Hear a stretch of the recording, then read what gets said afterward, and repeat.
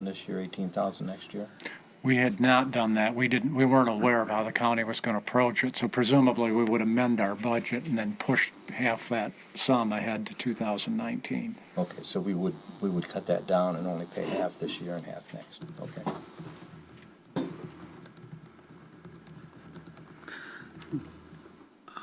Once the GIS, the configuration of the lot lines, the maps are created, and we put our money in, do we have full rights to these maps? Or we don't have to lease them from the county or anything, we have equal rights, or? My understanding in that regard, and this is something we'd probably have to work through with the contract, is the county will have a license, and then we would be able to access through that license. There is some benefit in doing it collaboratively. Okay. Are they going to charge us every time we want to look at it? I don't believe so, no. They got a license. They have the right to charge. They presumably would, but my understanding of the discussion so far is this again would be collaborative. They're going to benefit from this data also with their equalization department. These are going to be publicly open, correct? Yes. So anybody can view them. And then there will be no charge. And then who's going to pay the routine maintenance fees on it for updating the data? I presume that we would be doing that independently. I'm not aware that that question's been raised at this point. Why would we do that independently? We pay for it independently. Mhm. Yeah, I see. It should be a county-wide function. Right. Yeah, right, fair enough. There's only 5 counties in the entire state left who do not have GIS. Really? I was using GIS more than 10 years ago in North Carolina, way behind. Developers and people want to move businesses in will look at these maps to get all the property information they need.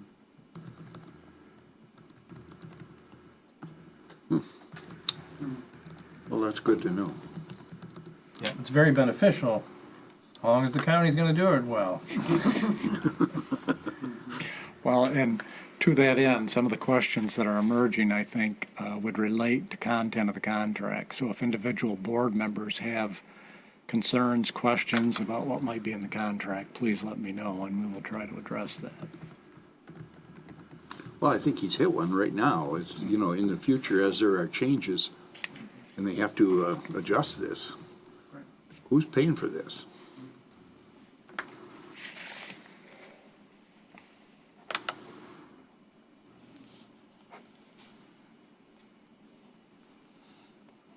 So, updates, license process.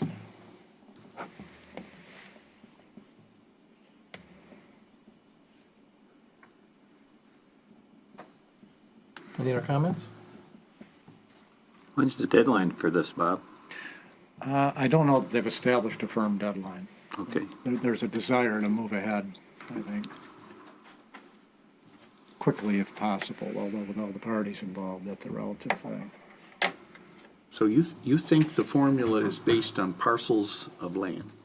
I do. Even though a huge portion of Oscoda Township is Huron National Forest, and that would not be a parcel of land, is that counted in? I would have to explore that question as to how they dealt with that specifically.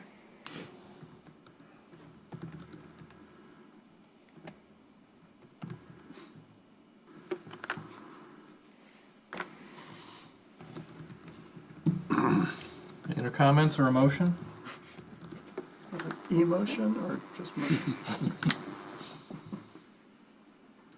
I would move to have the township participate with Iosco County in the cooperative GIS parcel map project, subject to development and execution of an agreement between the county and the township. Support. Motion by Mr. Palmer, support by Mr. Cummings.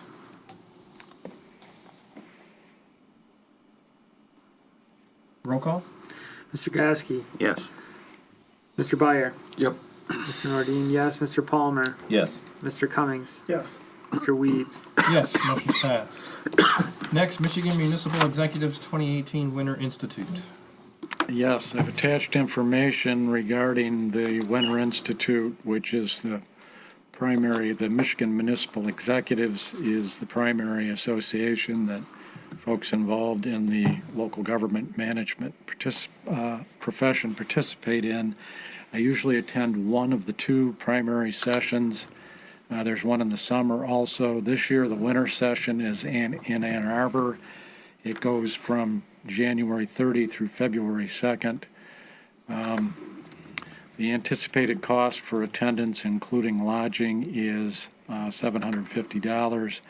My employment agreement requires that I seek the board's approval to attend the training session, and I am doing that, seeking approval, subject to schedule permitting, which looks positive at this point.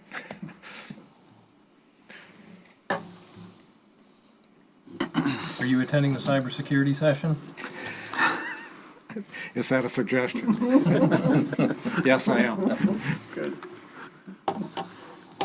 Any comments? Yeah, I wonder if Jim Harbaugh is a speaker in one of the sessions, or? Not that I am aware of. Good for you. Is there a motion? I move that we approve the attendance at the winter session of the Michigan Municipal Executive Winter Institute in Support. Ann Arbor, Michigan. Motion by Mr. Byer, support by Mr. Gieske. Roll call? Mr. Palmer, Yes. Mr. Byer, Yep. Mr. Cummings, Yes. Mr. Gieske, Yes. Mr. Nordine, yes, Mr. Weed. Yes, motion's passed. Next, e-commerce exchange zone. Yes, I've attached an article that was taken from a recent Michigan Township Focus magazine. It was brought to my attention by one of our trustees, Mr. Palmer specifically, in the form of a suggestion that we might consider establishing a zone at a township-owned location. That suggestion led to focus on the police department and the township hall area surrounding the police department. I broached the subject with the chief of police, and it was suggested that if we were going to consider doing this, we might consider an additional security camera, although we have them. The area where Chief David would view it as being most appropriate isn't covered. So I'm seeking direction as to the merit potentially of establishing such a zone in the parking lot near the police department. Comments? We only have one camera down there, Bob, or two? There's more than two, I believe. There's one that out on the intersection on River Road. There's one behind the building, and there's one on the south side. But only one fake doing the parking lot. Right. I believe so. Do we have enough slots for 2 more cameras? At least one. I'm not sure if two or not. To ask Mark that. Be nice to cover some other blind spots. Good. Well, I just say that I saw this article in the MTA magazine that we get, and there are several townships that were instituting this, and one of the key things that caught my eye was when they said that they're trying to promote safety for the residents. Well, that seems to be something that we do, and virtually everything that we consider is towards the safety and welfare of the residents of Oscoda.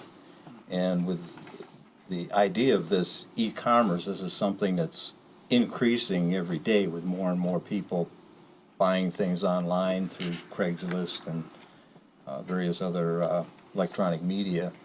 And there have been a number of, sadly, news articles where people are assaulted or robbed. They're set up for something when the person they're coming to meet doesn't have the intention of selling anything. They have the intention to rob.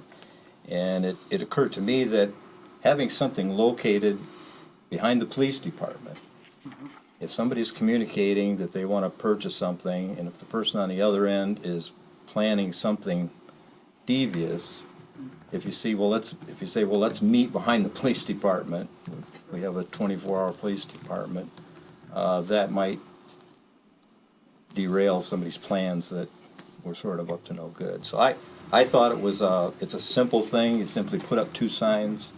I know there was some discussion about liability and some other things from the attorney, but my feeling was, if we didn't do something like this and one of our residents is assaulted or something, or worse possibly, then I'd feel terrible if we didn't consider something like this, because I think it would be, like I said, just to the benefit for the welfare of and safety of residents here in the township. Any other comments?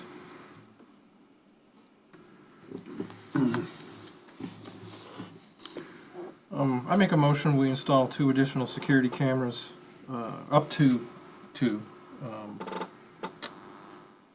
at the township property. Support. Motion by Mr. Weed, support by Mr. Byer. Roll call. Mr. Nordine, yes. Mr. Palmer, Yes.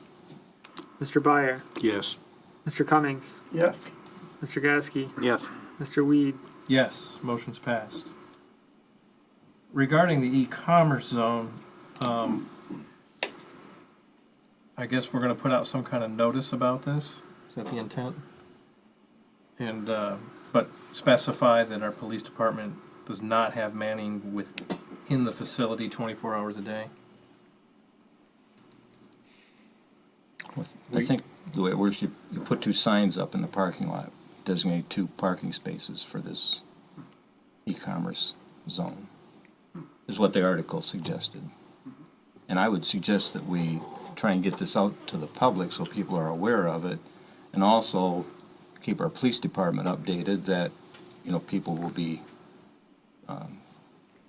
doing this activity in the parking lot, and perhaps even make it somehow where the people that are going to do that could possibly contact the police department and let them know ahead of time that they're going to do that, so that an officer could, maybe circulate through the parking lot at a given time when this is going to happen. I'm fine with signs, but I just want to make sure people know that there's not going to be a police officer there every time. Right. Because Right. they could be 30 minutes away on the other side of the township. Right. Right. It's certainly worth an entry on the webpage, for the website. Mm-hmm. Well, I wonder if we shouldn't have some mention of that as briefly as possible on the sign itself. Right.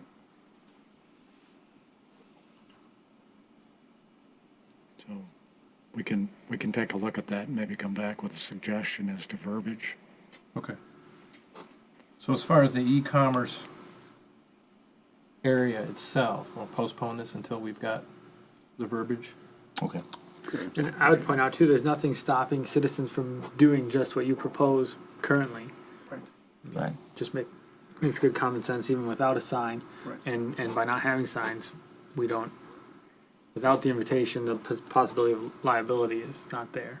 So I'm just saying, if someone wants to come do this at the police department because it's a smart place to do it, have at it.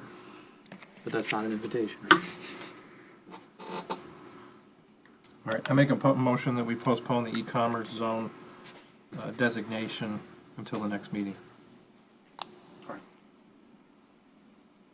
Is there support? I'll support. Motion by Mr. Weed, support by Mr. Gieske. Roll call. Mr. Gasky, Yes. Mr. Cummings, Yes. Mr. Byer, Yep. Mr. Nordine, yes. Mr. Palmer, Yes. Mr. Weed. Yes, motion's passed. Next, Police Department Clerical Assistant Employment Recommendation. Yes, I've attached to my report an advertisement that was published to seek applications for our 24-hour-per-week part-time clerical assistant position in the police department. We received approximately 30 applications, conducted interviews, and the net result of that process is a recommendation from our chief of police that Ms. Samantha Mashaud be hired to fill the position subject to conclusion of pre-employment testing and screening. If she is successful with that testing and screening, the beginning pay rate would be $12.14 per hour. Comments?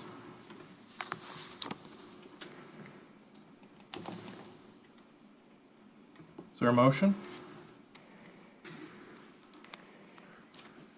I'll move to accept the recommendation of Chief David to hire Ms. Samantha Mashad for the part-time clerical assistant position in the police department pending conclusion of pre-employment testing and screening, the starting pay rate of $12.14 an hour. Support. Bob, Motion by Mr. Palmer, support by Mr. Weed. did the police chief interview 30 applicants or just pick some out of that? I believe we interviewed 4 or 5. All right. Yeah, there were 3 of us who participated in the interviews.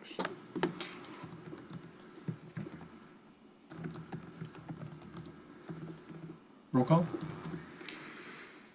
Mr. Byer, Yes. Mr. Gasky, Yes. Mr. Cummings, Yes. Mr. Palmer, Yes. Mr. Nordine, yes, Mr. Weed. Yes, motion's passed. Next, Water System Asset Management Plan. Yes, attached to my report is communication from our regional manager from FVOP, who I note is in attendance in the very front row. This is a communication directed to the Michigan Department of Environmental Quality. It is a cover letter transmitting a draft water system asset management program. That program was due at year end and has been submitted in draft form, if you will. It's now being provided to the Township Board for review and comment.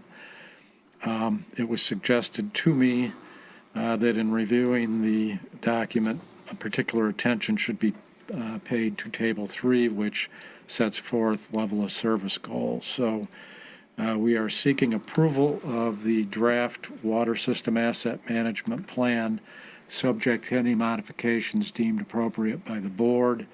That action would be taken presumably with the understanding that DEQ may also have some input moving forward. And I think Catherine was also prepared to give you a brief update on a situation we had this weekend involving a lift station.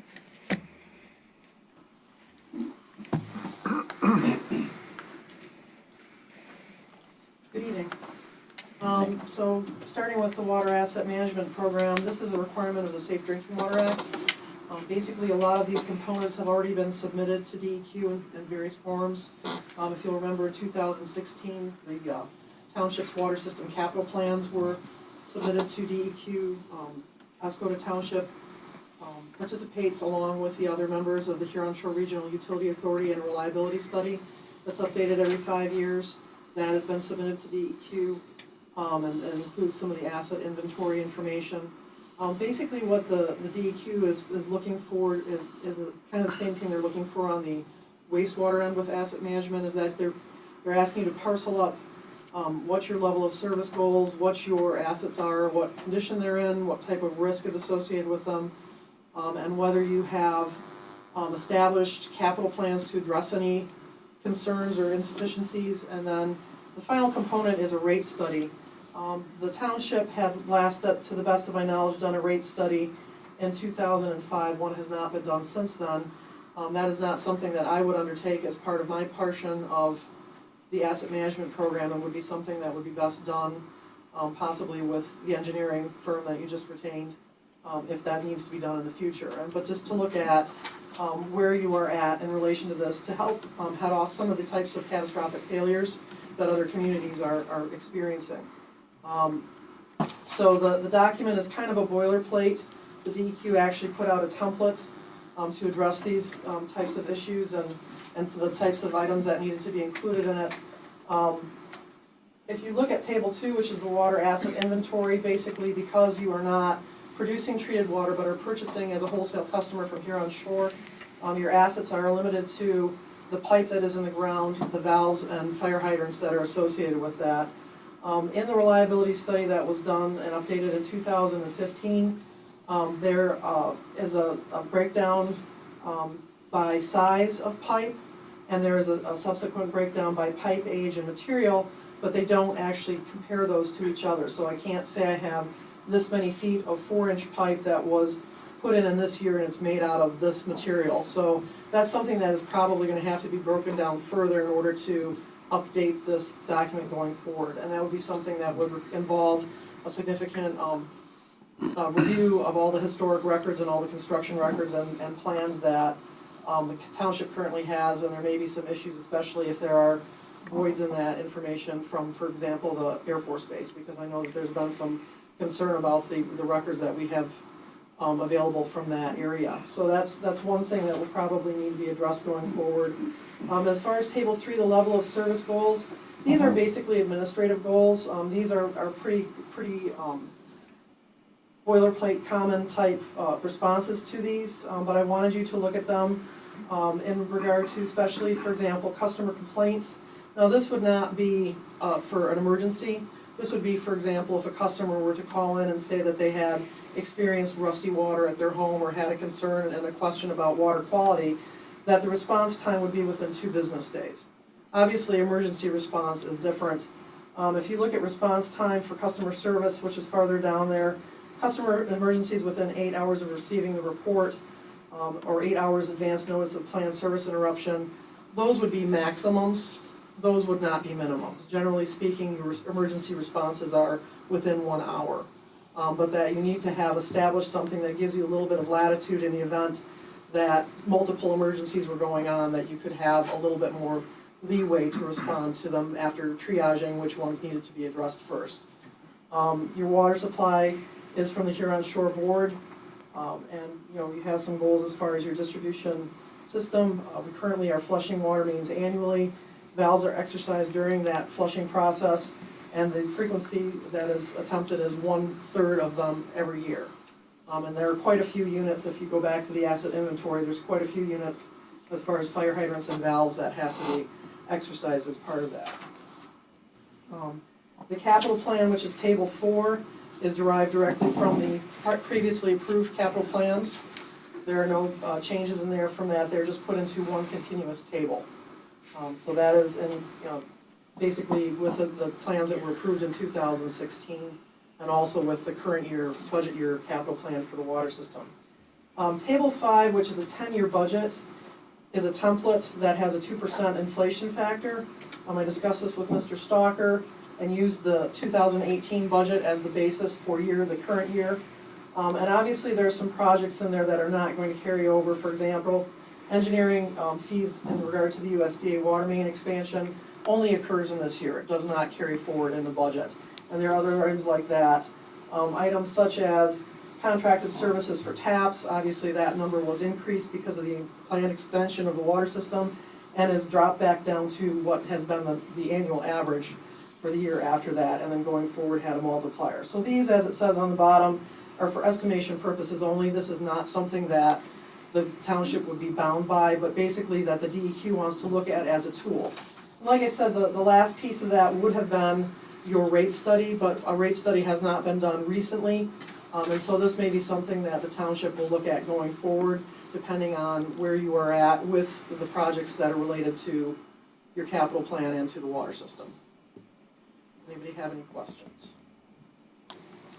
Carol, Kathleen, on these fire hydrants, when you flush those, how many of those do you flush a year? And do we flush the same ones year after year? We've tried to mix them up. In the past there was some routine flushing of similar hydrants, and we do have some that we hit every year because they're on dead-end lines. And that's a very important thing to flush, is when you have dead-end lines, you want to make sure you get water turnover. But there's been an attempt made to try to do different ones every year, especially out on the base. The hydrants are operable in the sense that all of them would be functional if you had a fire and needed to put a fire out. The concern is that some of the older units would not then close off completely or reseat after they were utilized, and could possibly cause an issue with that. And so we're looking at some different options to rebuild some of those units possibly, or to replace some of them. Also, the guidelines for the number of fire hydrants you have to have per so many linear feet of main, there's quite an excess of that in the base area, where there's multiple fire hydrants that possibly could be removed from service at some time in the future, but this would be something we would have to undertake with the township, looking at an overall thing and possibly involving engineering as far as where we'd want to remove those targeted units, and then actually having to get a permit from the DEQ to do so. So that you could remove some of the units that are currently in service there. How are we going to ensure that every hydrant gets exercised at least once every 3 years? Well, if it's our goal, we will need to coordinate with our contract operator and ask a plan be prepared, and presumably as part of the flushing program, that alternating schedule would cover them all. Kathleen, do you know how many hydrants we do have? I think there's 651? 651. 651? Wow. And they're of various ages, and that's something that we're working on right now, is updating an inventory that actually breaks them down by age, so that we know how many were installed in each decade. And so we are forming a database for that. There was a logbook that was kept before that was a manual recording of that. And we are actually putting together like a spreadsheet or a database with all the hydrants on it, so that we can better track how often they are exercised and flushed, to address your earlier question about ensuring that they're done every third year. So that was never a goal before? I think it always has been. I believe that there always has been flushing. Whether every hydrant was done every year, based on what we know now, that appears to be questionable. Or done every 3 years, I should say. What about preventive maintenance for pipe replacements? There is some of that in the capital plan. There are several items that have been identified as being areas where the water main is undersized, or that there have been complaints in regard to it because they're old cast iron pipes and there's rusty water complaints. And there are several of those that are in the capital plan to replace some of those sections of main. At this time, we haven't had any sections that we've had frequent breaks or some kind of concern about the overall stability of the main that would push that onto the capital plan. That's normally how you track it. If you start to see a section of main that experiences frequent breaks or breaks that are near each other, then you know that the whole main may be subject to problems, and that you would put that in the capital plan as a full section replacement. And do we still have municipal areas that need to be put below the frost line? We do have a list of service leads that we started working at, putting the service line from the main to the curb stop, lowering those below grade. Some of that work was put on hold this year in the attempt to install new water services for areas that are in the contamination zone for customers who wanted to have water service so they could get off of their contaminated wells. So that basically took some priority as far as service line installs and tapping. Have we had freeze reports yet? No. We haven't. We've had inquiries about running water, but maybe one freeze up is what I've heard, but nothing of note so far. We've had several water meters that have frozen and the frost plates broken, or piping that has frozen in the crawl space, or coming through like a cement slab underneath someone's house, but none that have been addressed to me as of this afternoon that have been frozen from the water main to the household or to the curb stop. Could you explain a little bit about the hydrant replacement? I'm looking at table 4, and you have the 20-year plan there. In the first 5 years, it shows $40,000 budgeted for hydrant replacement. At $3,000 per hydrant, that would equate to about 13 hydrants a year. And part of that was driven by the fact that we feel that there's a need to replace probably a substantial number of them on the base. Because some of those units are quite old. It's not possible to get repair parts for them. We do have the contact for a contractor that does work on older units. I don't know if they cannibalize some of your other units to make one good unit type thing. And that's where some of this is going to come into a plan where we maybe need to look at which ones we can eliminate and probably use those as parts for some of the other ones, and then get to a point where if there are some that are simply not salvageable, that we would go ahead and replace them wholesale. Yeah, because from years 7 through 20, then there's only $10,000. Yeah, and that was, Appropriated. that effort was thought to be something that was of more of the moment, that we would try to push forward with getting some of that work done more immediately. And there was also some concern about that, if you'll remember, when they were looking at the potential contamination of the fire hydrants on the base because of the PFCs, that there would be a need to go forward and to do a significant amount of work on those hydrants, possibly flushing every single hydrant on the base. And at that time, the potential existed for some of them to have failures where we would not be able to turn them off and isolate them appropriately, and we would need to go forward with replacing them. So some of that money was budgeted in the near future to address that in case that was something that came to fruition. But is there some sort of do you have some sort of an idea of how many actual hydrants need to be replaced?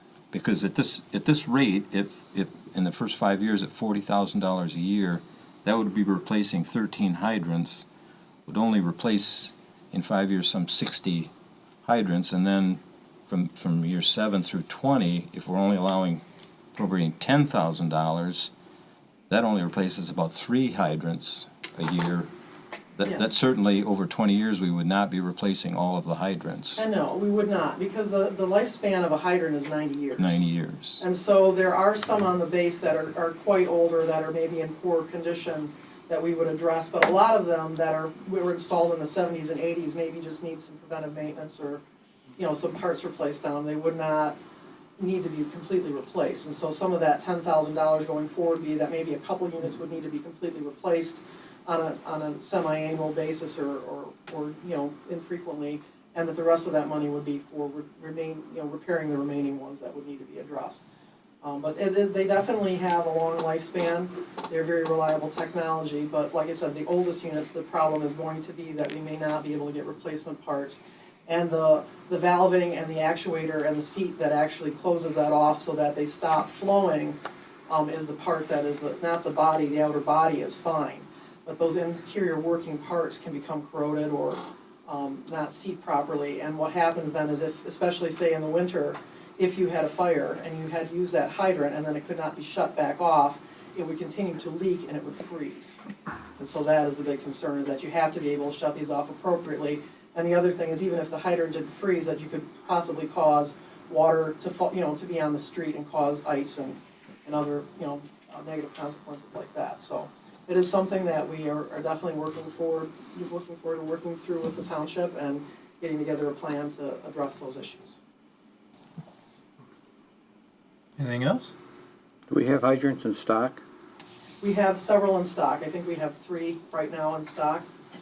There is one that we need to get replaced, that we've had planned for a while to get replaced. It needs to be dug up. That was hit in a traffic accident, so that we do know that there's one unit for sure that we need to replace as soon as we're able to dig that one up. Do we know if the car insurance pays for that, or do we gotta pay for that? To the best of my knowledge, that the township ends up paying for that, unless there's a ticket issued or something where you could get some kind of civil recourse. But usually it's the township's responsibility to repair that infrastructure.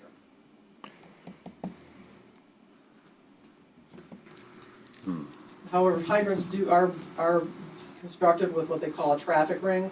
So normally when they're hit, there's like a flange that just breaks off that is designed to do that, and then you can just replace that. But this one, I guess, suffered a little bit more extensive damage.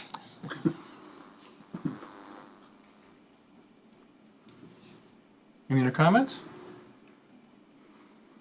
Okay. I did want to bring to the board's attention that there was an issue with one of the pump stations on F41 this past weekend.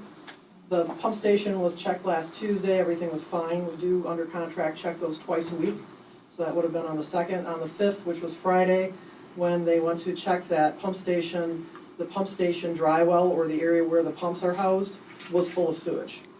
To the best of our knowledge, what happened is that that particular station is actuated by an air system. There's a small compressor in there that runs through a PVC plastic pipe, and it runs into the wet well or the area where the sewage normally accumulates from the collection system. And as the water level comes up in that area and the back pressure increases on that line, it triggers the pumps to come on. When that plastic line failed, the pumps neither came on, nor did we get a high-level alarm, because that same system also triggers the high-level alarm on the station.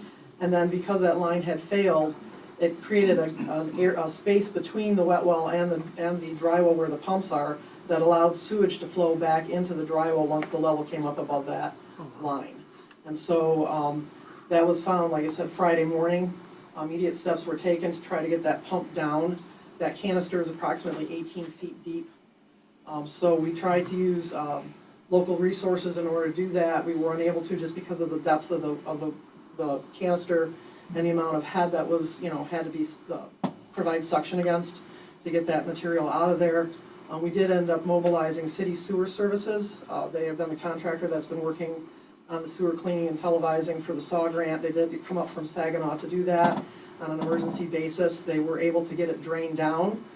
At that time, the staff, the FEOP staff, put into place one of the large industrial heaters that the township owns that are operated with kerosene to blow warm air down into that station in order to dry it out so we could assess the damage.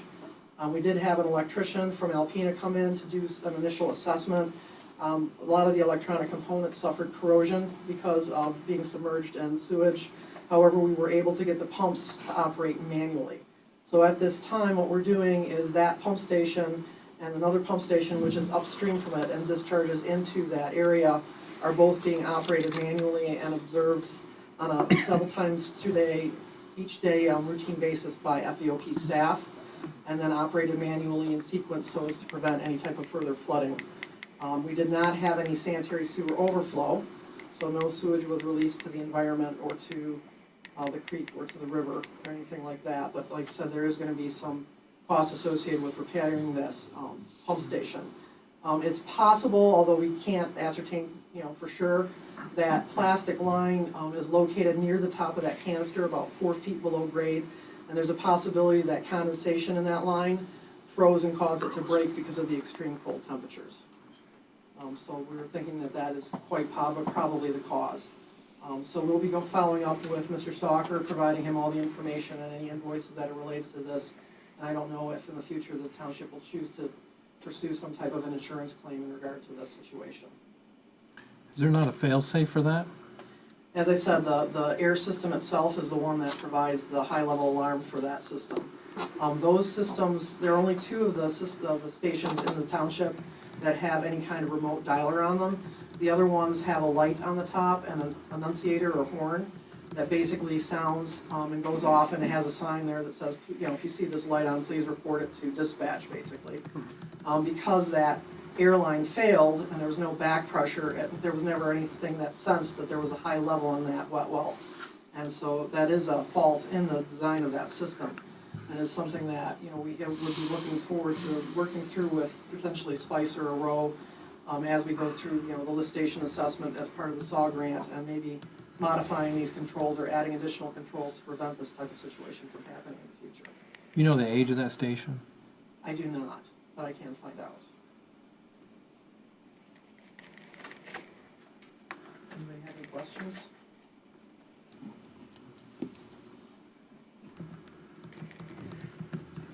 Thank you very much. Thanks for the report. Any further comments? Is there a motion regarding the asset management plan?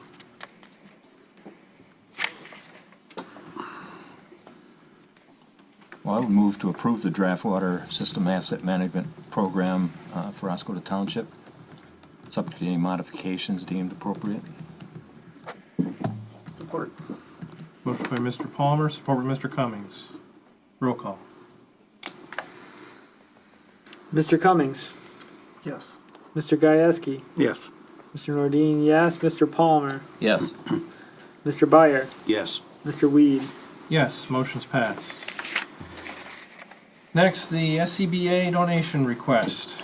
Yes, board members will recall that last year we undertook the first phase of a purchasing effort to replace one half of our self-contained breathing apparatus. We have a second phase budgeted this year, which is the next item to be addressed in my report.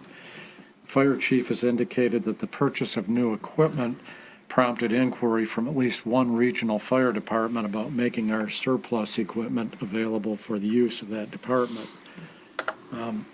Once that request was passed on by the fire chief, questions emerged as to what the value of the used equipment might be. There is some responsive information attached to my report, which contains some asking prices for similar equipment. It would not be unreasonable in reviewing that information, I don't think, to conclude that used or surplus equipment of this type has limited value. So, based on that, then a question emerges as to potential liability in donating equipment of this type to another governmental agency. To that end, it was suggested if we were to consider doing that, that we donate it on an agreed-upon as-is basis and insist that some kind of a liability waiver be sought from any recipients of the equipment. So, given the analysis and situation, there are two basic questions that emerge. First, do we wish to attempt to sell the equipment, particularly in light of what would appear to be a minimal return? If we don't sell it, would we be willing to entertain donation requests? And if we were going to do that, I would suggest we expand it to the equipment we are going to be making surplus this year, because presumably we'll be moving forward making an acquisition in the not-too-distant future. There is also the option of simply disposing of the equipment outright. It is suggested, given the above, that the board consider authorizing entertainment of donation requests for the equipment subject to the recipients accepting the liability limitation measures that are required by the township. How many requests for this material have you received? One or two, one for certain. They came through the fire chief, Oh, This is another municipality. another municipality, right? It makes sense to me that, well, it's the old adage when you're having a garage sale, one man's junk is another man's treasure. Not everybody necessarily has the equipment that we have, and we have a very well outfitted fire department for this area. So it makes sense to me that we could try to offer that along, and I agree with the point that it might be hard to ascertain value. So maybe a donation isn't necessarily out of the question. I mean, always being cognizant of the fact that we don't want to give away township property, that we have to maintain the financial, the fiduciary responsibility that we have toward the citizens to not give it away. But I think in this case we've run it out. So. this other solid interest, is it a community close by? I believe it is in the county. It is certainly in the region. Yeah. It's been some time since we spoke about it, and it was kind But of it sounds passing. like the chief is shopping this around a little bit. My impression is that he was approached independently once it became common knowledge that we had bought new equipment. Okay. But I think if we were going to consider donations, we would make it known that we're willing to do that and see who's interested and maybe ask for written requests. Oh. So you wouldn't go with the one or two that have already expressed an interest? We would give them a chance. I believe it's a smaller department that probably would not be able to take all of our equipment. I see. That's the assumption I'm operating on. Well, fire departments statewide, nationwide cooperate with each other, so in a sense, we're helping ourselves with strengthening a neighboring department. Am I right? That- yeah. Mutual aid of sorts. Sure. So what kind of motion do you want? Do you want to go with the ones that have spoken up, or do you want to advertise the availability of this, or? Say, I could just make a motion that that we authorize transfer of CBA equipment to another municipality at the discretion of both the superintendent and the fire chief, as long as the recipients accept liability limitation measures. Support. That work for you? It does. Support. Motion by Mr. Weed, support by Mr. Palmer. Roll call? Mr. Cummings, Yes. Mr. Gasky, Yes. Mr. Palmer, Yes. Mr. Nordine, yes, Mr. Byer, Yes. Mr. Weed. Yes. Motion's passed. Next, SCBA purchase process. This is the other side of the discussion. As indicated, we had purchased equipment last year, specifically from a company called Douglas Safety Systems, and I've given the board a copy of the quote and the approving action of the board in accepting that quote. And I note in considering this topic that it is probably important to be aware that the vendor provided a product compatible with the equipment used by other departments in the area. That was part of the rationale as set forth in a memo from the fire chief last February. But they also did so at a cost competitive rate, so it was sort of a win-win from that standpoint. Given that we're now in a new budget year, the fire department's made inquiry regarding moving ahead with the second phase of the equipment replacement process. The underlying assumption is that we would purchase equipment from the same vendor to maintain continuity again in brand and so forth. However, the meeting minutes from last year, although the topic was broached, the meeting minutes did not authorize that approach clearly, so we thought it appropriate to bring the subject back before the board. And specifically, what I am thinking is that if approval could be granted to purchase the equipment from Douglas Safety to complete the initiative, we would then get a cost quote and bring that back before the board so you had some comfort level as to exactly what we were going to be paying before we went ahead and made the purchase. But by asking them for the quote, we're somewhat limiting the bidding process moving forward. So I want to be clear on that particular dynamic. I mean, we could bid it, but they would potentially be somewhat compromised in the process. Yeah, and you would lose that point that you mentioned that this is equipment that is compatible with neighboring fire departments. When you bring back the figures, could you also bring back the figures that we paid for in phase one? So we can compare and see if, We can do that, yes. Well, I noticed the other two bidders were considerably over $100,000 each, whereas this from Douglas was, I believe, 92. And it would make sense to me if half of our equipment is from Douglas. I can't see that the other half of our fire department would want to have a different type of equipment. So unless Douglas is taking some huge increase in price, it seems to me it would make sense for us to get the same type of equipment for the rest of the other half of the fire department. So. Well, one approach might be to consider some type of a not-to-exceed number that the board is comfortable with, based on the quotes we have in the packet, or we can certainly bring something back, either way.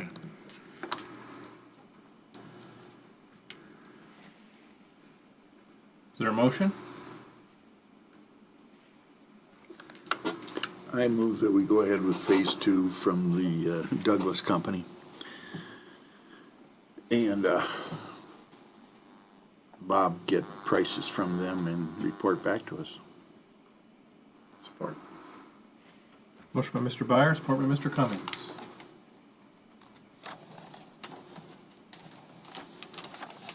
Roll call?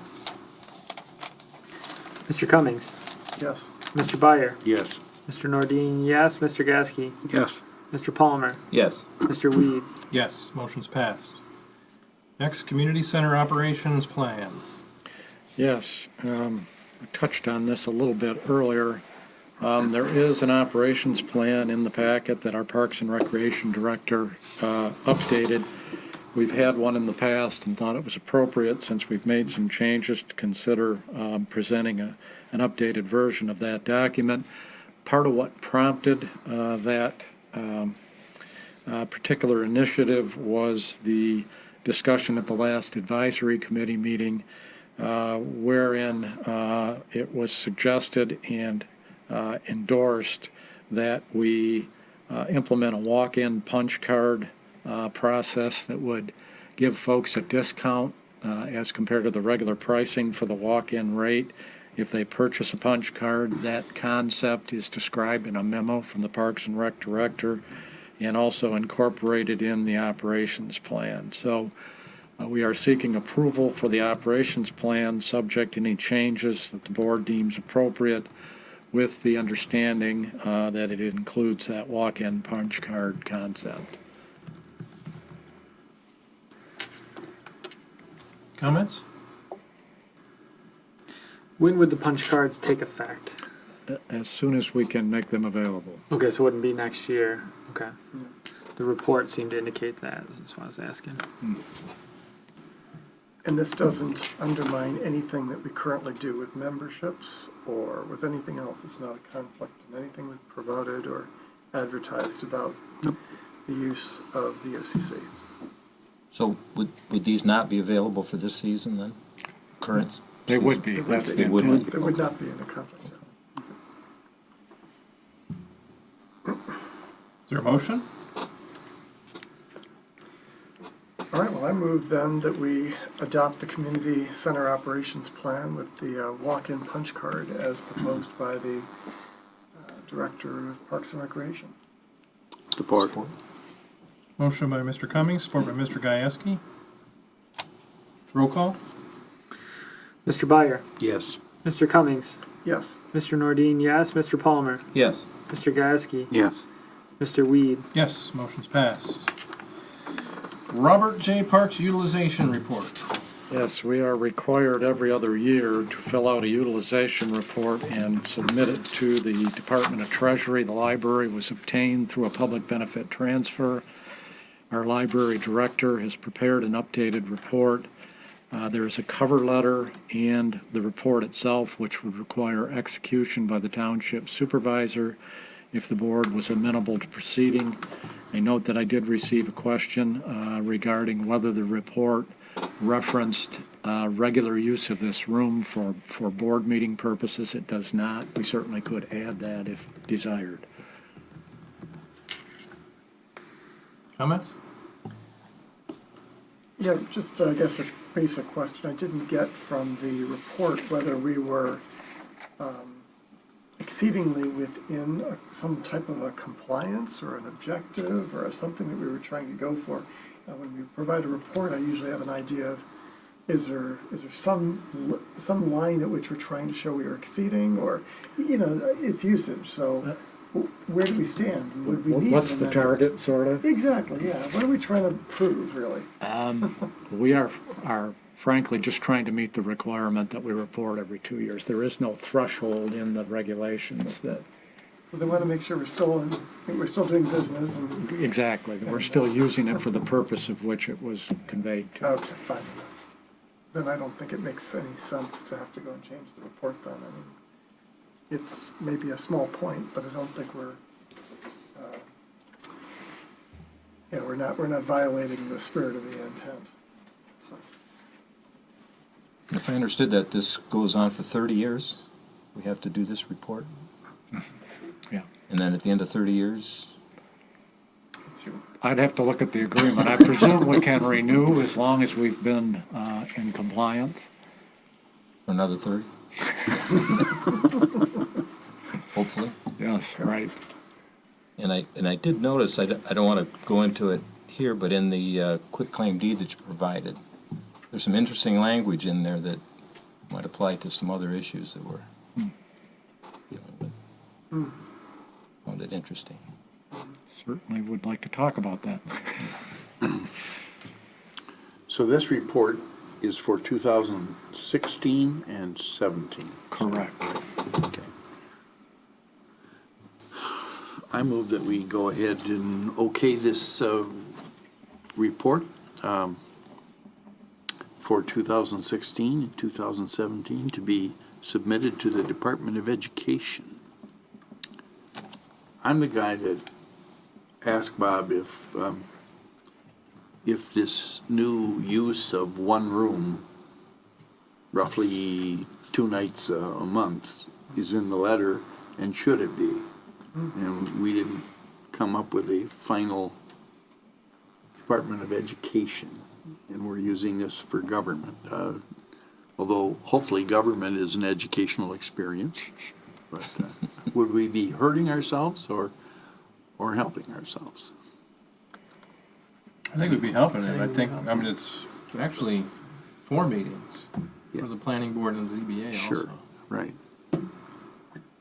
The DDA And work meets here as well. sessions. Oh, that's right, DDA, Okay. chamber. RAB, Mhm. the RAB meets here too, right? That's right, the RAB meets here. Everybody uses it. So put it in the letter, right? Is that what we're saying? He's- Okay, that's part of my motion.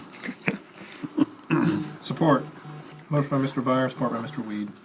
Roll call. Mr. Gasky, Yes. Mr. Byer, Yes. Mr. Nordine, yes. Mr. Palmer, Yes. Mr. Cummings, Yes. Mr. Weed. Yes, motion's passed. On to information. First one is holiday display.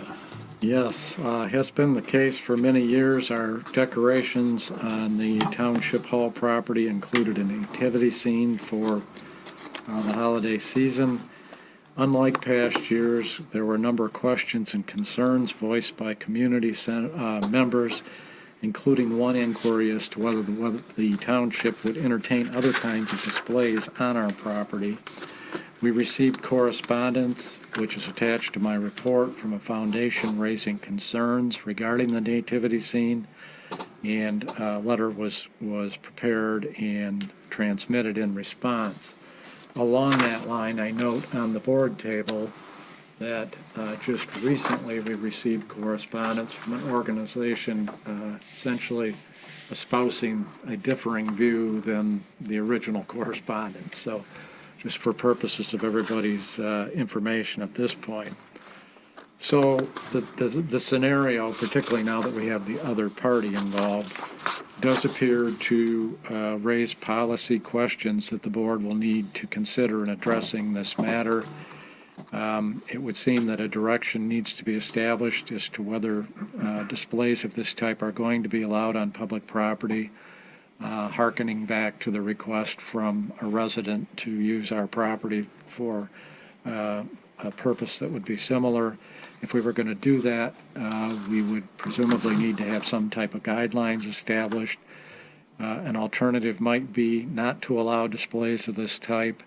There are going to be other considerations that come up if we head down that path in terms of the ultimate disposition of the current elements that make up the nativity scene, etc. So I'm presenting this topic for informational purposes at this point. It's going to require some thought and consideration. However, if there is specific information that could be gathered to help the board in deliberating the matter, please let me know and we will attempt to get that. As I've said before about government and representing private or religious interests can be quite problematic. And putting those kinds of displays on do represent something, you know, if it's something that we're going to allow, having a Christian scene set up, then we need to allow anybody to put their belief up. But when you do that and other people put theirs up, then you get a whole bunch of blowback from the opposite side who says they don't like one or the other, it's too close, they don't agree with it, it just creates a lot of ruckus. So my view on it is, and especially with the experience I've had, I lived in the Bible Belt for a long time, is that you just don't do it at all. Alleviate all the issues. Private property owners can put up all kinds of things. You know, even if that nativity scene were just put up across the street, that'd be great. It's private property. I sure don't believe that they should get rid of the equipment, for lack of a better word, the structure. Don't be too hasty to do that. Because somebody, as Aaron is kind of alluding to, there might be somebody in the community that really feels strongly that there should be one, and you can put it on my property, you know. Or some service club, like the Pocket Park. We don't own that, so. I would point out that I see what you're saying, Mr. Weed, in that I think your logic makes sense when you think about monuments like the Ten Commandments, which are obviously religious and are in that setting or scope, but this can fall under holiday. I mean, by saying you don't want to put a nativity scene on Township Hall because it's a religious monument, you're making a religious monument and taking it into an area that you're right, we probably can't go in. But if it falls under holiday display, then we don't have to acquiesce to other requests of different types of religious monuments. If it has a religious connotation, specific religion connotation, yes, you have to. I with all due respect, I don't agree. Do you have an idea of a policy that can be created that will appeal to making it work for everybody? Seems to me, as long as we say the purpose of decorating or putting up such a display is to go hand in hand with all other holiday displays that the township allows or puts up, and that the purpose is to celebrate traditional holiday season and spread goodwill. Is that something you want to work with legal for? I would be interested in. I guess we can get some more info. People want to bring more information later about it. Then. Well, I would just say that it's to me it's a sad state of our society today that something like this even has to come up for discussion. But I have gotten 3 legal opinions. One was from our own township attorney, 2 from my own legal staff. All of them seem to indicate that if somebody wanted to push this, and we did have a religious themed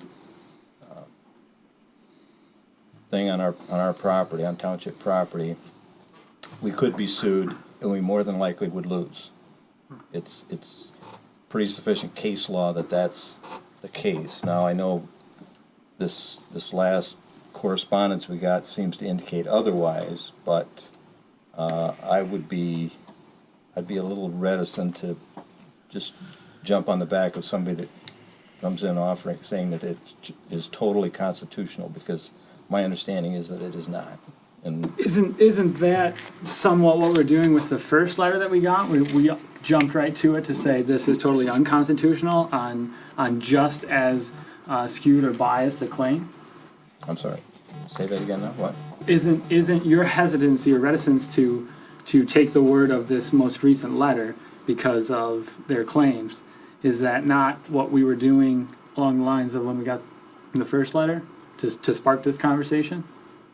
Well, I took the first letter and then did my own research and got legal opinions. Sure. And the legal opinions I got all seem to, sadly, agree with the first letter, that we would, if it were to go to court, more than likely, on a case like this, we would lose. Okay.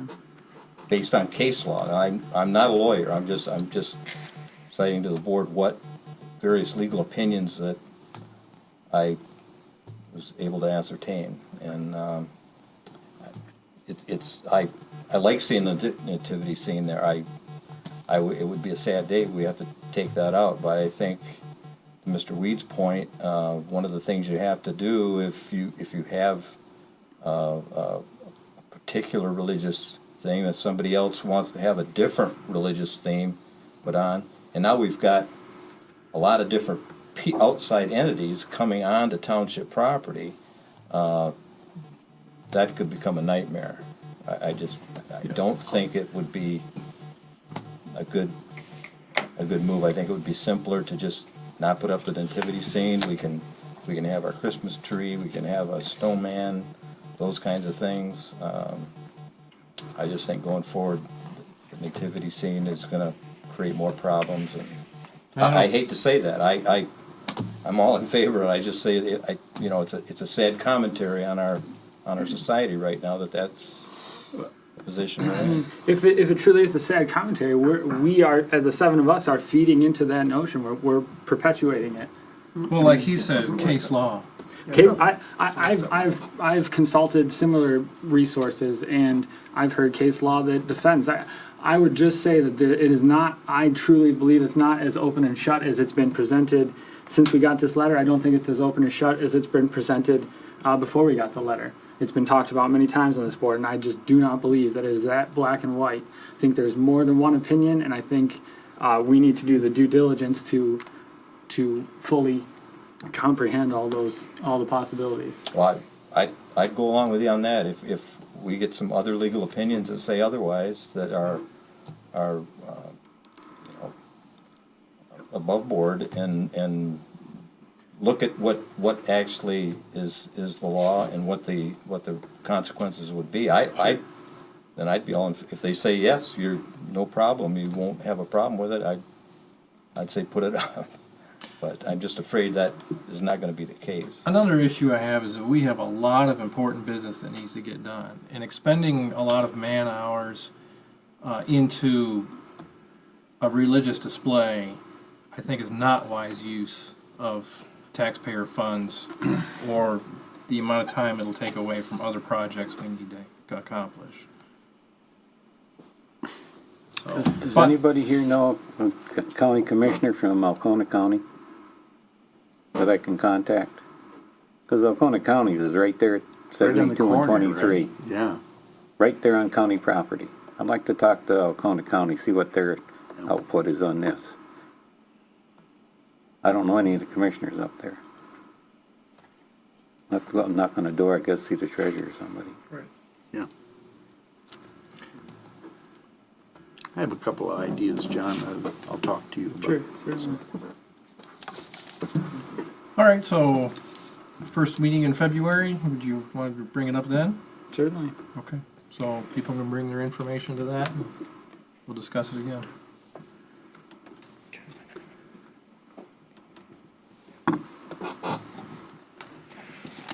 Okay, last informational item then would be involving PEG channel and an update of the discussion status.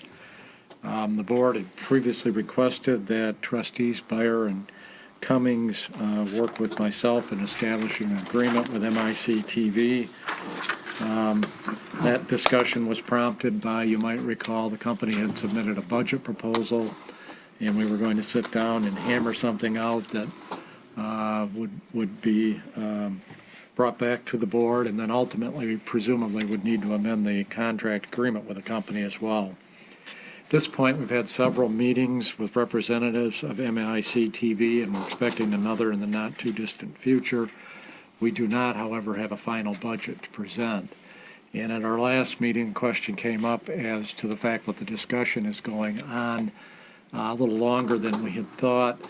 When is there going to be an agreement effective, was the question. So the discussion was that it would probably be fair and appropriate, given when we started the dialogue, to make that agreement effective January 1st of 2018. So the sentiment was that the board should be advised of that premise, and that's the reason this is in my report. If anybody has any questions or concerns, I don't think we want to be in a position where 6 weeks from now we broach the subject and there's some concern when these folks have been thinking we were going to make it retroactive to January 1st. So in a nutshell, that's where we are. I just want to say that in the most recent meeting anyway, I was not able to attend. And Treasurer Jamie McGuire was willing to step in my place, and so she's cooperating quite a bit. She has been a pro TV person since we first started this in 2002 or 3 or somewhere in there. So I wish to recognize her help and thank her for it. And I've had several people ask me when the channels will be back up and running. Do we have an idea when that might be happening? Well, there's progress in that regard. Don't have a definite date yet, but there is progress in that regard in that the folks now know where they're gonna run the cable in the building. We have a location. Our contractor's buying a rack to put the equipment that's necessary to broadcast with. It's gonna have to be encased and sealed because it's in the fire department area, But that should be coming up within a month or so, you think? depends on the contract, on when the charter gets the cable in. It should be shortly after that, I would presume. Okay, I would be hopeful within a month, yes. okay.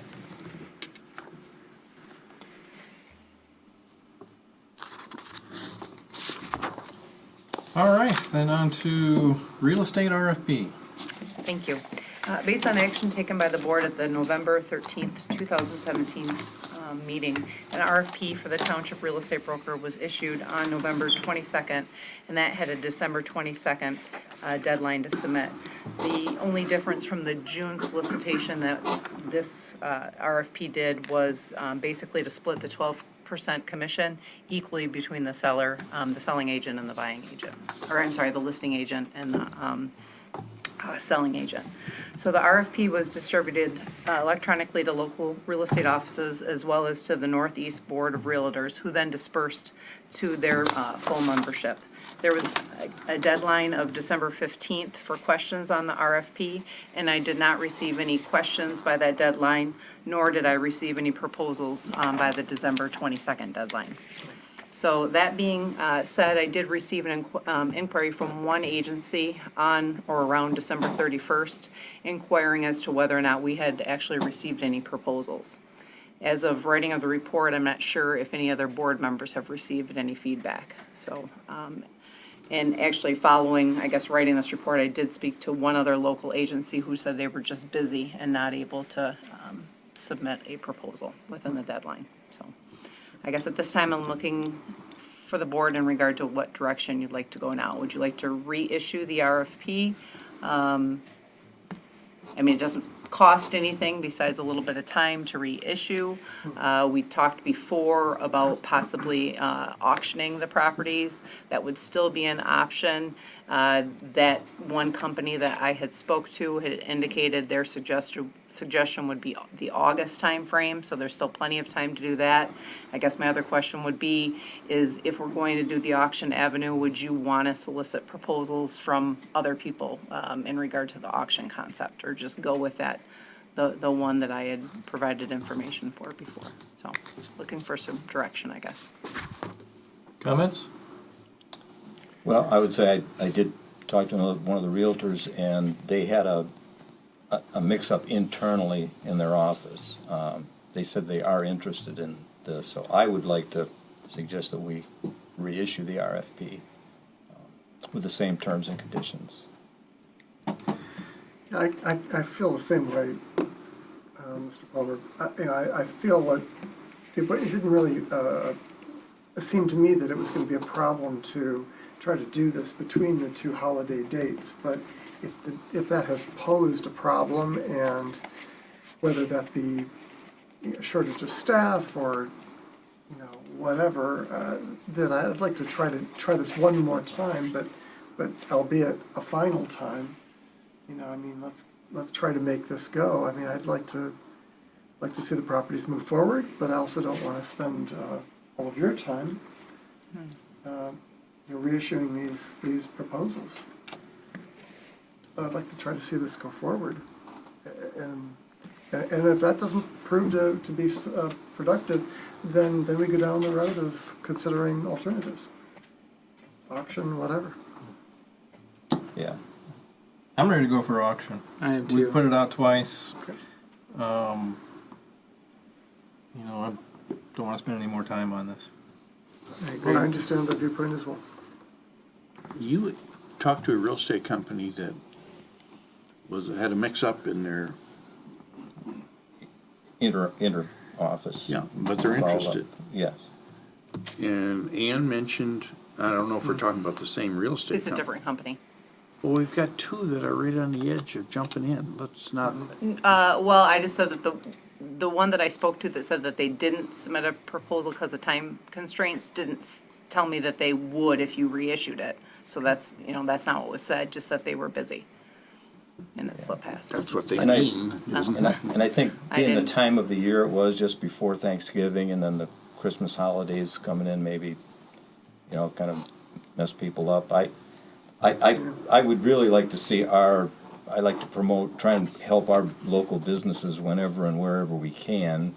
And I think if we reissued this a third time, to Mr. Cummings' point, it's 3 and out. We give them one last shot. If we were gonna go the auction route, we wouldn't be doing anything with that for several months. If that auction was gonna be in August, that would be, so we would lose, 7 months of time that nothing would be happening. I just would like to give some of our local realtors another shot, and if nobody turns out, then we still got plenty of time to take the auction route. What I like about the auction method is that we can unload properties quickly, we can get them on the tax rolls, and we can stop spending money and time maintaining them. The auction would happen in August, we'd be done, sell so many properties. With real estate, it's a 2-year term, it could take a little bit longer, which means more expense on our part. Would it take an auction firm 7 months to put this together?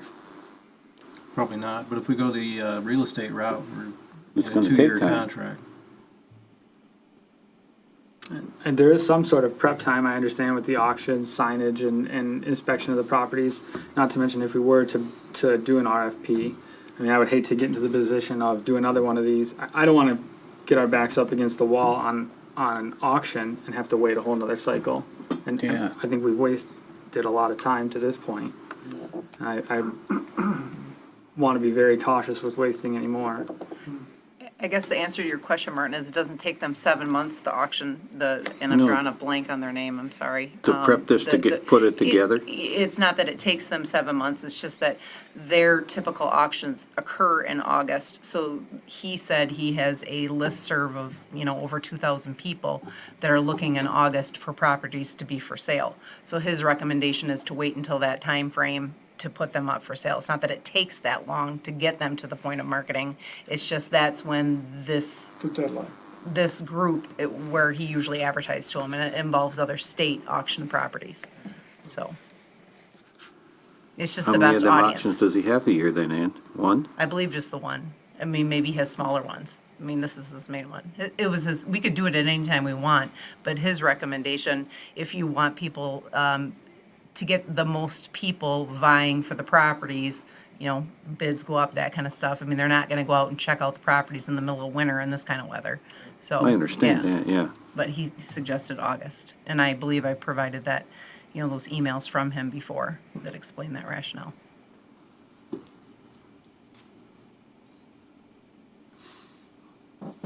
Anything else? Is there a motion? Yeah, I'm gonna make a motion. I think we're split up quite a bit, so this may be, We'll see what happens. I'm gonna make a motion that we try the RFP one more time in the near future. Okay. Because I think if they're worried about time, and winter is low time for real estate sales, I would imagine. So do this one more time, and can you tweak the actual document and say this is the third and final time? Or is there some kind of boilerplate that you Well, don't want to? basically, on the last email that I did, I put that in the cover letter, that this is the second solicitation. The only change is, and I, identified the split of the compensation, so I could do something in that way. Yeah. that indicated Or that maybe this even is a the little tougher, third. saying this is the third and final Okay, time get off before get off your seats and apply or don't, yeah. before we go to the auction route. I'm not usually known for my directness, so I'll have to maybe ask somebody how I should rate that. Yeah. Just kidding. Yes, I'm sure I could put something in I there. don't know how to answer that. Do you have a good motion on that? I was gonna make one, but. I'll come up with something, Jim. No, I mean, as Oh, far yeah, as what yeah, he I said. see, you yeah, one. I got what I need, yeah. I'll support that motion.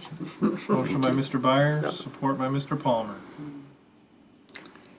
I make that motion again because I think we've got 2 or 3 real estate. I could be dreaming here, but 2 or 3, real estate local people that are on the cusp of jumping in. Maybe I'm wrong.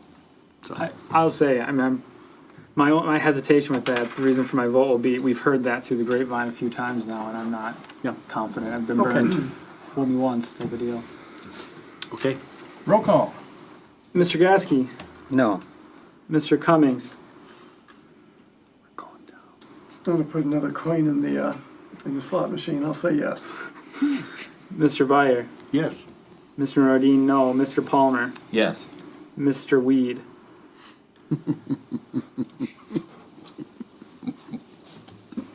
I'll give in and say yes. Motion's passed.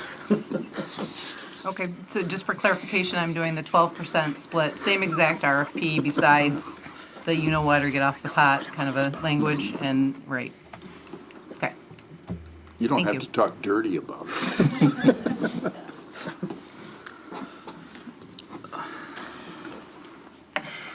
All right, information items.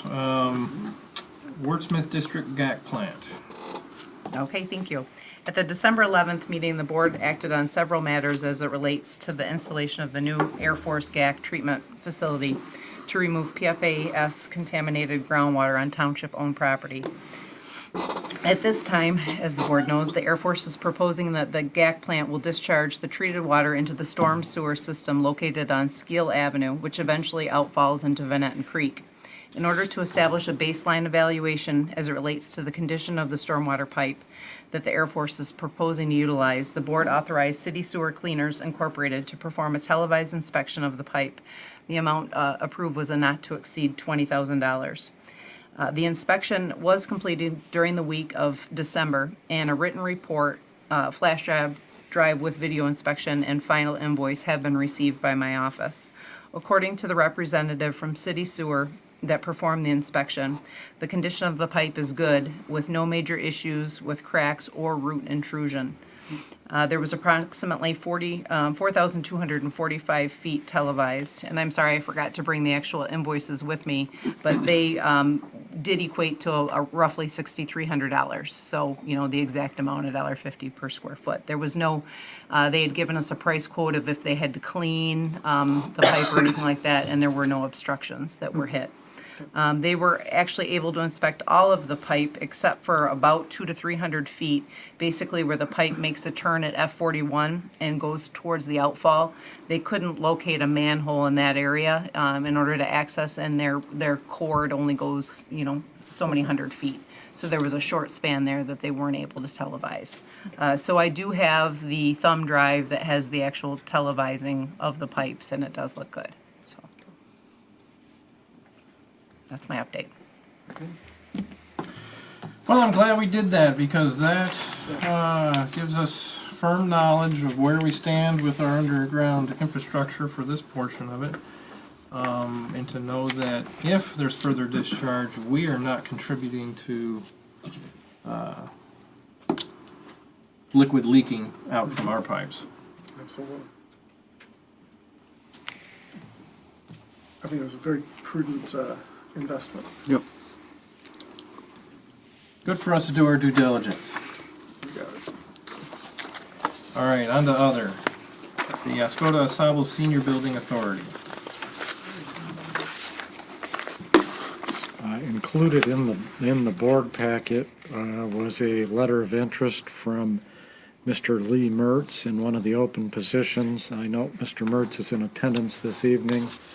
And then on the board table were 2 letters from individuals who had expressed interest, I believe, Mr. Weed That would be Devin Tazier and Catherine LaRue.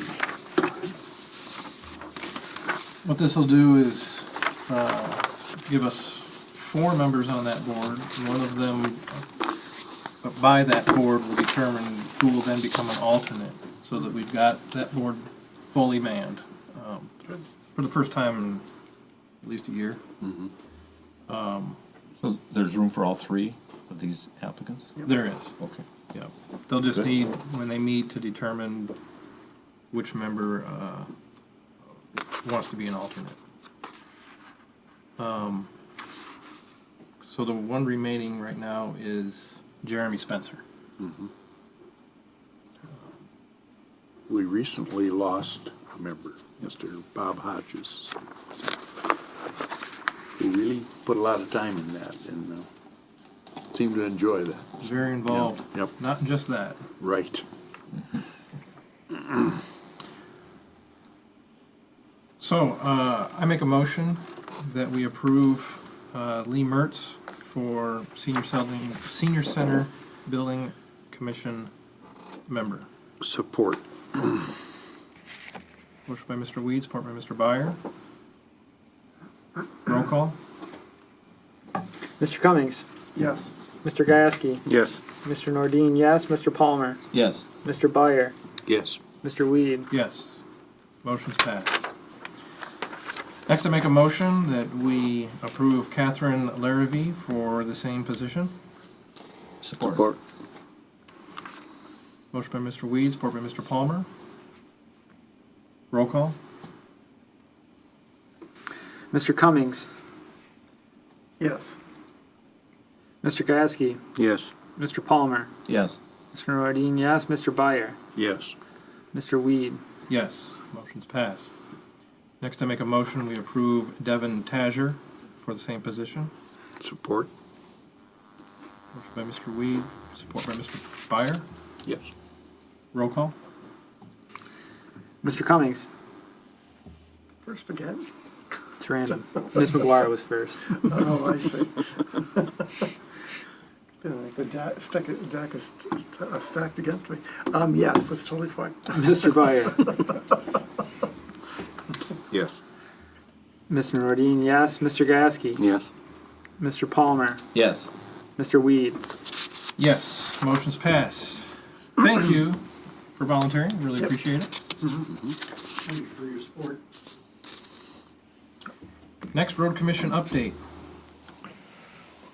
Yes, attached is a memo that was put together following our most recent advisory committee meeting for roads and sidewalks. I've provided a copy of the meeting agenda. As you might expect, a key topic at that meeting was the Colbath Road Lakeview Drive project, which the board had approved previously. A question had been posed to the Road Commission as to whether more chip seal construction than we had originally requested would be considered reasonable. And suffice it to say, the Road Commission did not view that suggestion favorably. We are now at a point where residents will be undertaking a voluntary collection process similar to what happened with Alexander Road in the near future, so it becomes necessary to finalize the scope of the project. And as it relates to the segment we're going to be talking about, that would assume that residents would be participating. I should be clear that that is not the question that was put on the table at the meeting. During the meeting, it was indicated there was very limited interest on the part of the residents in the Lakeview Drive area with moving a project forward. Therefore, one of the property owners inquired as to whether the township might consider redirecting monies we had budgeted for Lakeview Drive to upgrading the seal coat portion of the project from chip seal to asphalt. And that's the section, I've attached an estimate that was done in September of 2017 in my report. That is the section that runs from F41 to basically the curve where Colbath Road heads northeast. The committee did not take a position on the upgrade question. They indicated that they would need to consult with the board, so here we are. The committee did ask for several cost estimates. The road commission provided those. The first two sets attached to this memo are the key documents for purposes of the discussion. Those are dated December 21st and are described as F41 east to the end of state land and end of state land to curve.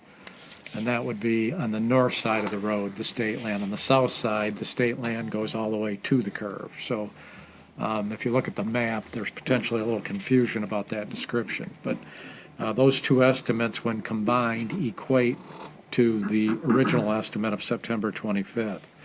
So having said all that, the township cost for asphalt would be $45,561.87 compared to $23,423.98 for chip seal. Again, that assumes no property owner participation, which was the original concept for the chip seal portion of the road.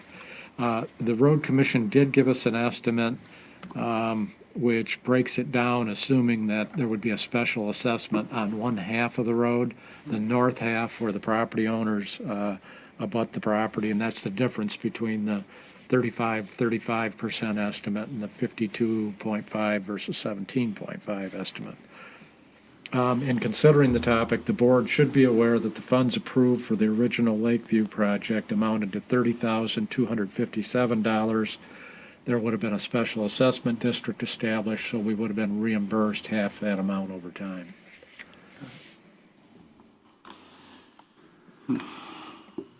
Comments? Mr. and Mrs. Mertz, Lakeview is now what, gravel or? It's been that way for. Yeah. It's not old, beat up, worn out chip seal. Oh. No, it's never been. Okay. All right.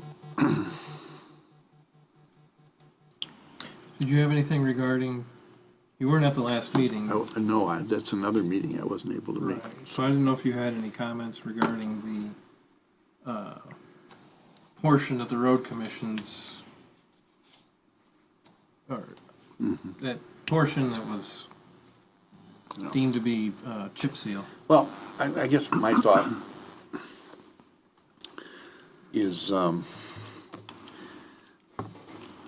the chip seal through the wooded part for Alexander is already in place. If we fully pave for Colbath, I can see some Alexander people asking how come they get full asphalt and we only got chip seal. We've already made an agreement or a promise to the road commission that, because they have serious doubts about chip seal, one or two members do, that we would maintain it at their recommendation, whether they want it to be redone and recoated in 5 years or 7. And we have pretty much said we would do that. And this one would be almost on the same time schedule, a little maybe a year behind or something like that. I guess what I'm saying is I'd like to see us stick with the chip seal for the entrance part that goes through the state forest area. I know that we did allocate money for is it Lakewood? Is that Lakeview? Okay. But we can use that money for other paving projects. There's a lot of people waiting in line. Didn't we have a request from a lady, Elk Lane or something like that? North Lake Street, yeah.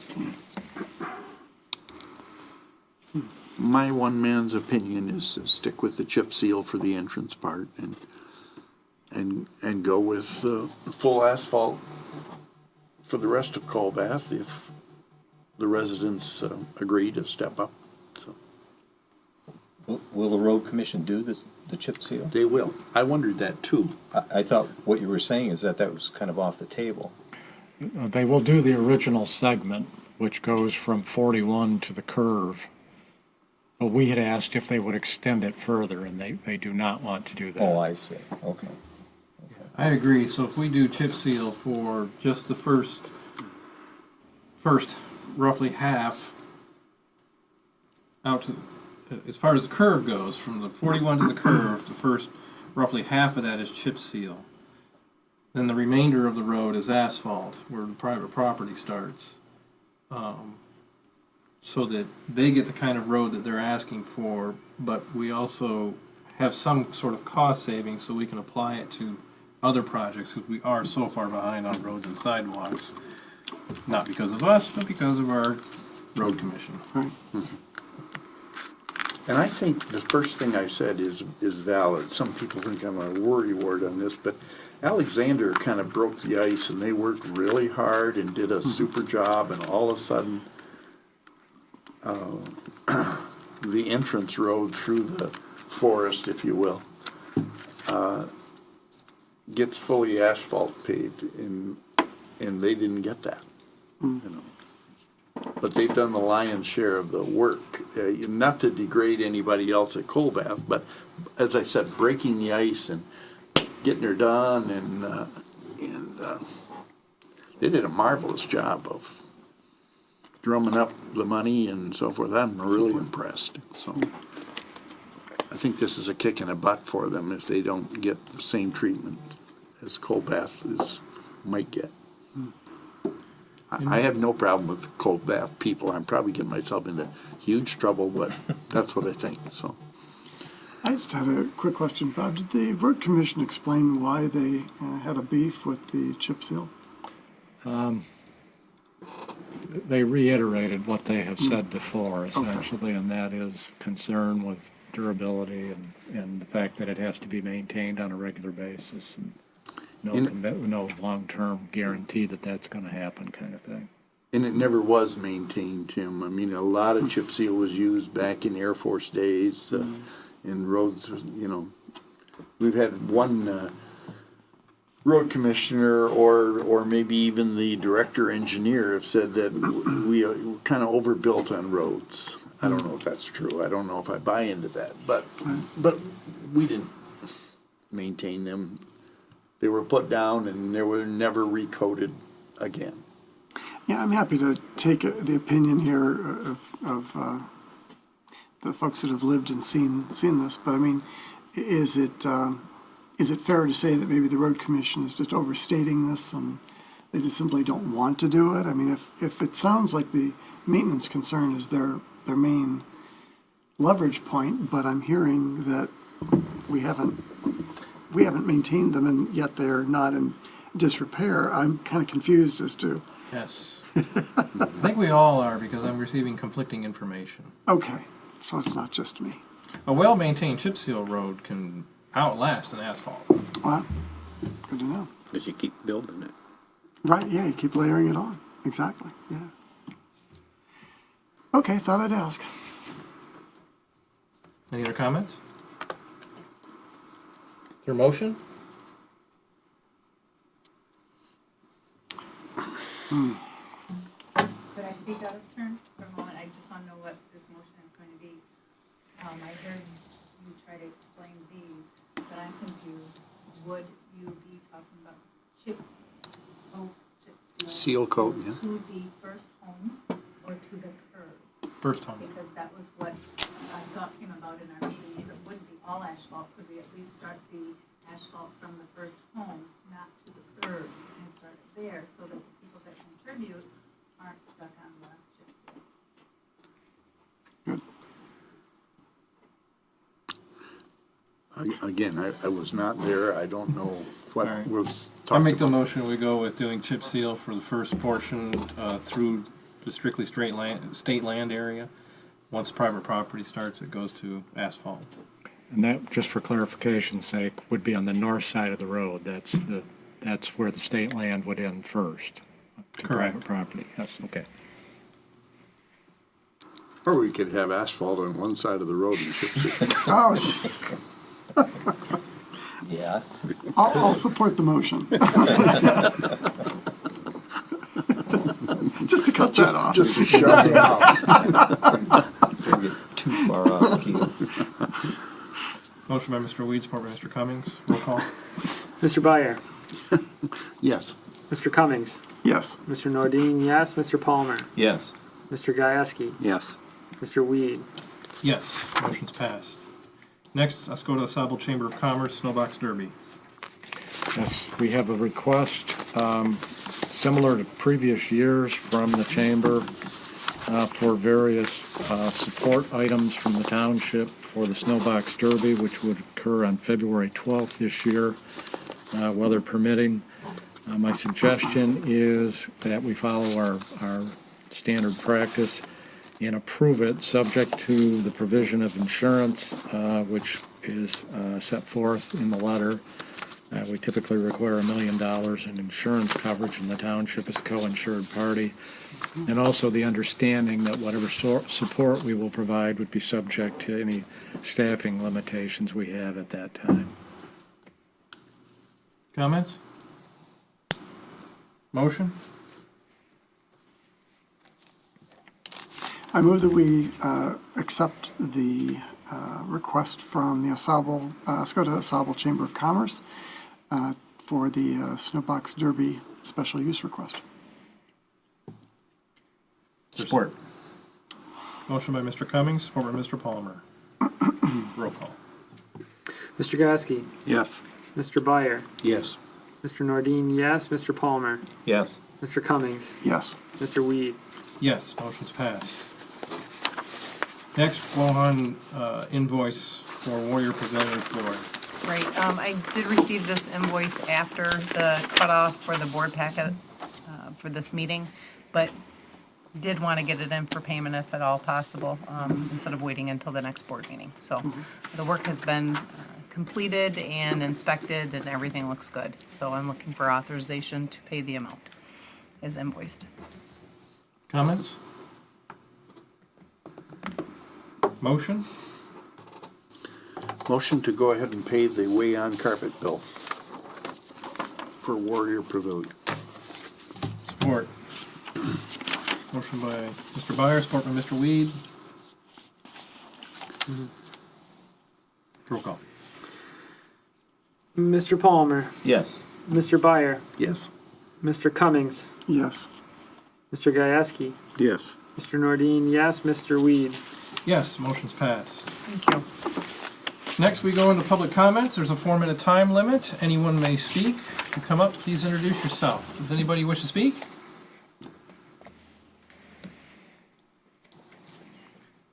All right. Now we move on to board comments. Does anybody have anything? I would just say the planning commission is, we're continuing to work on revising the zoning district for the industrial and wordsmith industrial. And we have a meeting coming up on the 16th of this month for 6 site plans for medical marijuana facilities.